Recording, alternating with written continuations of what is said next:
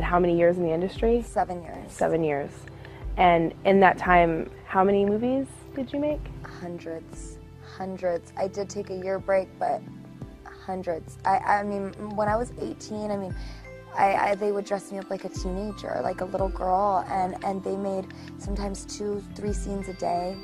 You know, I was working, I remember working like 60 some days in a row one time. And you talked a little bit before about what kind of toll that took on you, like, you know, what it took to actually get through doing scenes, or where that left you, maybe? Yeah, Sure. I mean, not only does it leave you feeling drained, but I had to start finding ways to be able to do the scenes because I was so robotic. I was like a rubber Barbie doll. Like, I had no emotions. I was plastic. Like, you know, I would get undressed from the outfit I would wear to put on this cute lingerie just to get undressed to do a scene, and it led to, I felt so hopeless and so empty inside that I turned to drugs to numb my pain, to get me through. I was no longer Britney. I became Jenna Presley. I became like this.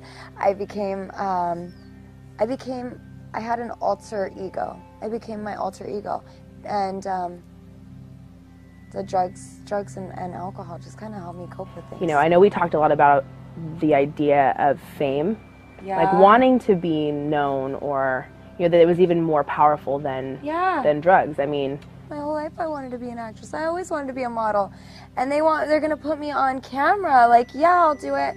And I always felt like I had to say yes to everything because I felt like that's what was going to give me that credibility as a star. What's that like? What would you say to those girls that you know who are in the industry and where they're at?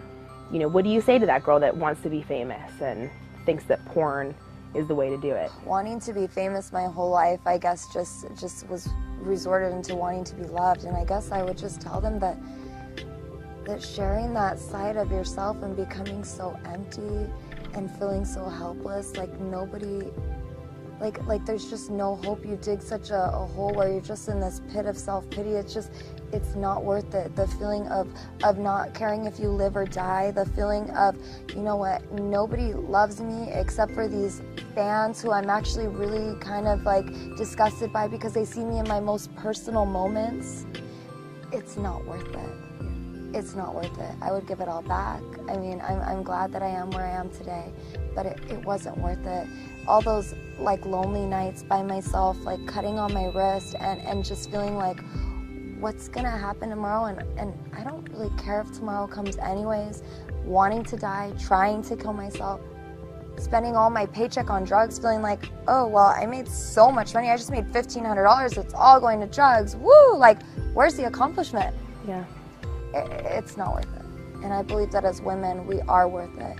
And we are worth love. And we are worth real love. And you're not going to get that love from the industry.